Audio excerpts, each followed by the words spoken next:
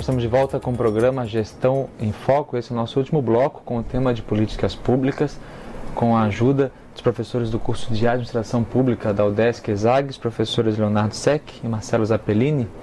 E chegou a hora de a gente agora trazer para quem nos acompanha quais são os instrumentos, como podemos avaliar se uma política pública está sendo bem implementada ou está meio capenga, a ação dos projetos que deveriam garantir a ação desta política pública, professor. Bom, nós temos condições de avaliar as políticas públicas enquanto elas estão sendo implementadas. É uma avaliação que está associada ao processo.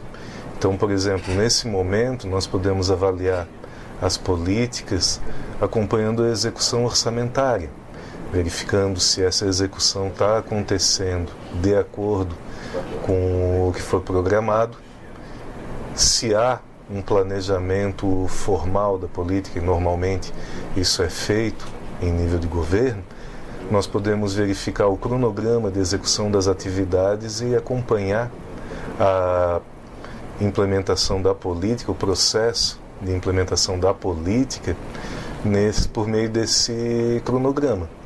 Nós podemos também verificar se o pessoal está sendo mobilizado, se os equipamentos necessários estão sendo disponibilizados. Em suma, quando nós avaliamos esse processo, nós trabalhamos com a perspectiva realmente de verificar se os recursos que devem ser disponibilizados, que devem ser alocados, estão efetivamente sendo utilizados como eles deveriam, ou como foi previsto que eles o fossem. E nós podemos avaliar os resultados da política. Ou seja, diante de um planejamento que foi apresentado para aquela, vamos supor, determinada ação, determinado projeto que faria aquela política pública acontecer, eu vou então observar, obtive êxito, não, o que aconteceu de errado. Exato. Se você é o gestor público, fazer essa avaliação lhe permite, por exemplo, fazer correções no rumo. Se você verificar que o ritmo da implementação está sendo muito lento, você poderá buscar por que está sendo muito lento. Estão faltando recursos financeiros? Se estão faltando recursos financeiros, é hora, por exemplo, da gente mobilizar os nossos representantes e solicitar mais celeridade junto à prefeitura, junto ao governo do estado, junto ao governo federal, a liberação desses recursos. Então, essa avaliação durante o processo, ela é muito importante porque ela nos permite efetivamente verificar se as coisas estão saindo como planejado, e se não estão, aí nós podemos introduzir modificações.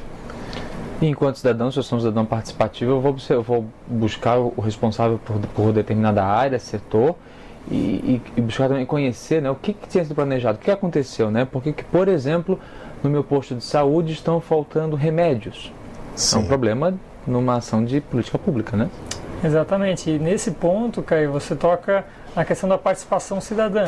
E isso é muito importante, porque se a administração pública ela se autoavaliar, ela vai jogar para os meios de comunicação geralmente uma avaliação positiva. E a população ela tem que se envolver nisso. Quando a gente vê, por exemplo, um portal da transparência, na verdade, que você tem acesso a como que os gastos estão acontecendo no governo federal, isso ajuda a população a visualizar, e outras ONGs que trabalham com isso, a visualizar e colocar na mídia se esse gasto está sendo feito de forma boa ou ruim. A avaliação ela é muito importante para que o discurso ele não fique apenas na retórica política. Eu acho que a avaliação ela traz elementos um pouco mais técnicos para a gente separar boas ações e más ações. A gente tem como, por exemplo, perceber em questão de número de emprego, em questão de índice de taxa de inflação ou índice, sei lá, de movimentação no comércio da cidade. A gente tem como verificar isso.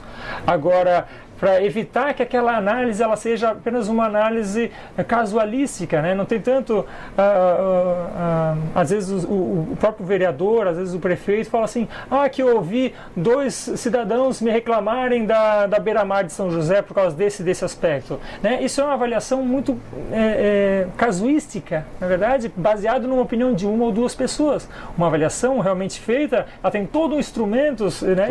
E o curso da administração pública ensina esses instrumentos em como elaborar um processo de avaliação que seja robusto, né, em termos de quantidade de pessoas participando da avaliação, em termos de indicadores e critérios de avaliação, para você chegar com um produto, um relatório da avaliação dessa política pública de 10 páginas, que não seja a opinião de um ou dois, e não seja apenas uma opinião política, mas sim também uma opinião técnica que possa instrumentar o gestor a melhorar e o próprio cidadão a ele tomar a decisão na próxima eleição, na verdade, para ele também escolher o próximo governante, se ele quer ou não quer reeleger esse governante.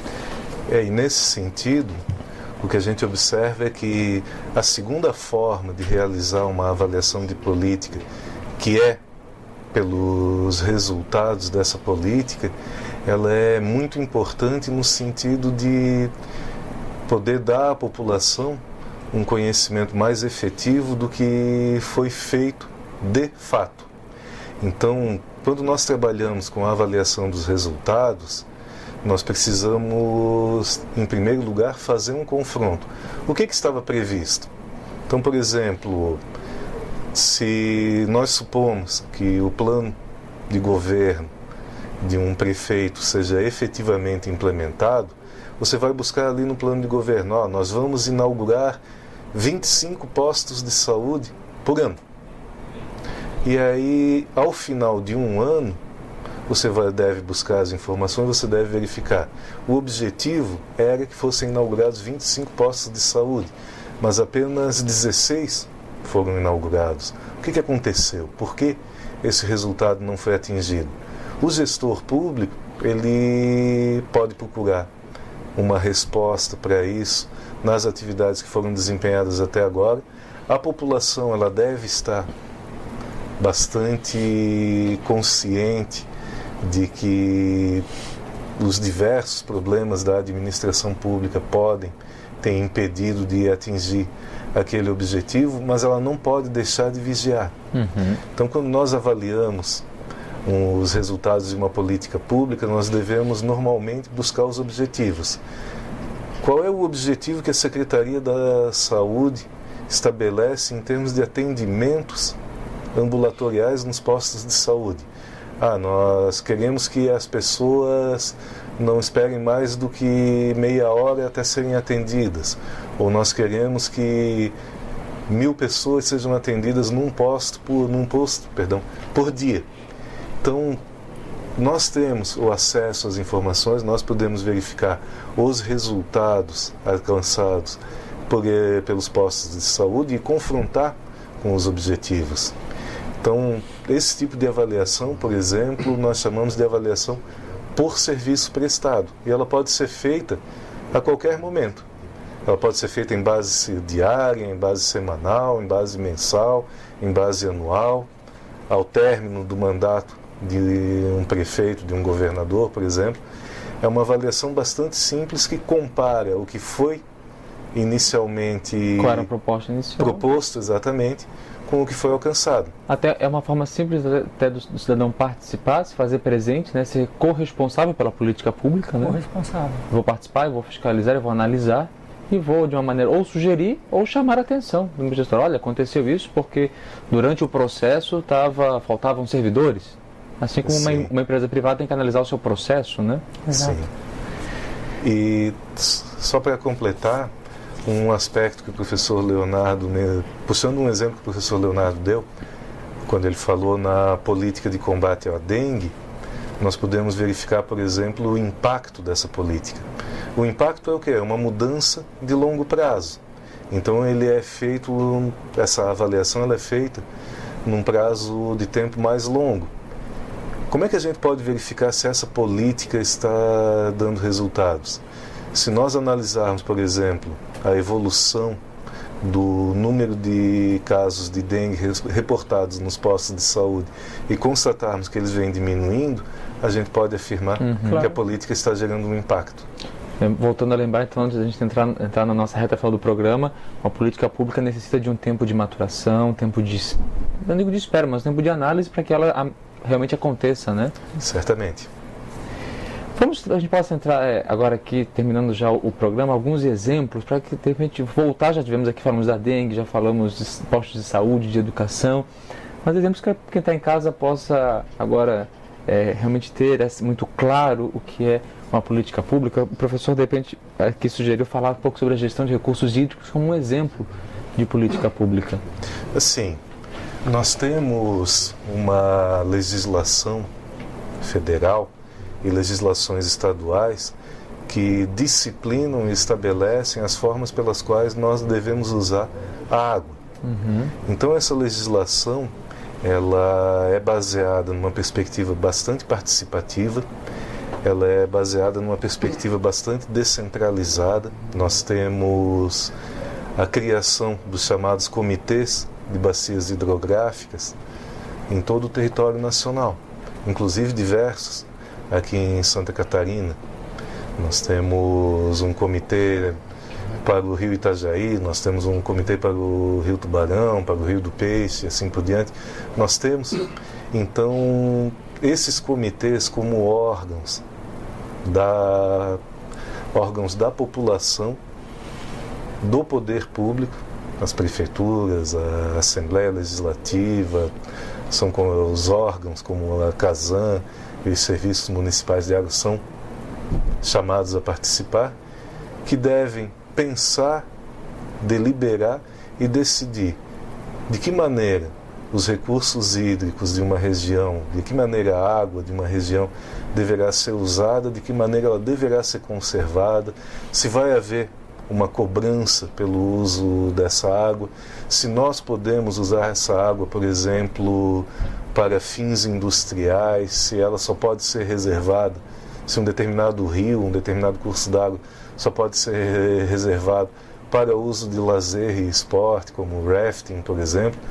Então, nós temos uma política definida por uma legislação, como eu falei, federal e em nível estadual, que estabelece os parâmetros pelos quais nós vamos garantir para o futuro um abastecimento de água pura e de boa qualidade para as necessidades da população. Esse é um exemplo de uma política pública que ela não tem, ela nem pode ter um prazo determinado, né? Ela é permanente, participativa por essência. O exemplo que tu dás, a comunidade deve se envolver para resultados constantes de uma análise constante, né?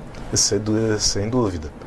Os comitês de bacia, eles se envolvem em atividades de monitoramento das políticas, se envolvem em atividades educacionais, informando as pessoas, demonstrando, por exemplo, a importância ao pequeno agricultor. Olha, esta área aqui, à beira do rio, mantém a vegetação como ela está, porque se você desmatar, você terá problemas bastante sérios. Uma enxurrada poderá destruir a sua propriedade inteira. Então, os comitês, eles realizam efetivamente essa atividade de acompanhar constantemente, de verificar, por exemplo, se os parâmetros de qualidade de água estão sendo obedecidos. Numa região industrial, são estabelecidos parâmetros. Você pode ter uma contaminação máxima de determinado elemento químico na água. Então ele é medido, é verificado, está passando, está chegando ao limite, o que está acontecendo, quem está poluindo, quem está lançando efluentes na água e causando esse problema. Professor Leonardo, reforma administrativa, ela é uma política pública, como falávamos, simpática à sociedade, ou ela é um desafio grande para um político que quer mudar o seu jeito de gerir as políticas públicas, as demais políticas públicas? Todas as políticas públicas, elas têm grupos que são a favor e grupos que são contra, não é verdade? Então, o político ele tem que ter essa habilidade de entender até que ponto que ele deve espremer sem perder, vamos dizer assim, uma sustentabilidade política.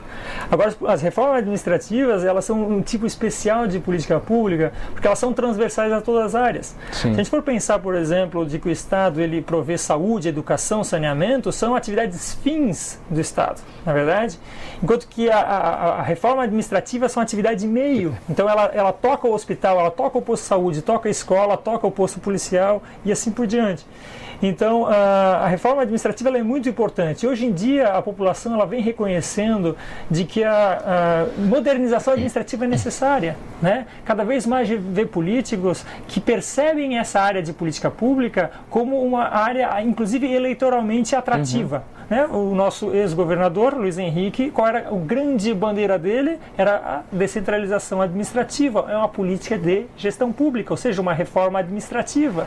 Né? Você vê, por exemplo, outros governantes em Pernambuco, Minas Gerais e até no governo federal, vê políticos levando adiante reforma administrativa. O que são essas reformas? É desburocratização da máquina administrativa, melhora da gestão de recursos humanos, de pessoas dentro das prefeituras, dentro do governo do estado, do governo federal, é questão da agilização de compras e licitações de serviços, é questão de governo eletrônico, enfim, todas aquelas atividades que levam um posto de saúde ou uma escola, um posto policial a levar o serviço até a população.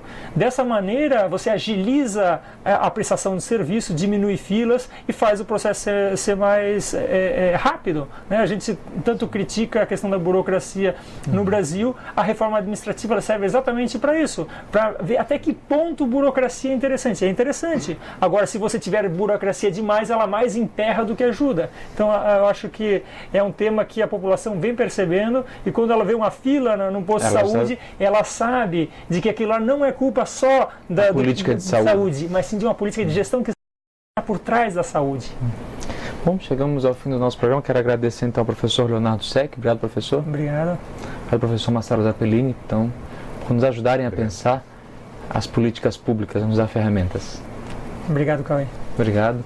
Esse foi o programa de hoje com o tema Políticas Públicas, em que aprendemos em que elas são ações que levam a pensar a nossa sociedade, a responder às nossas demandas, mas, ou seja, o fim, para que ele seja eficaz, precisa necessariamente da nossa participação.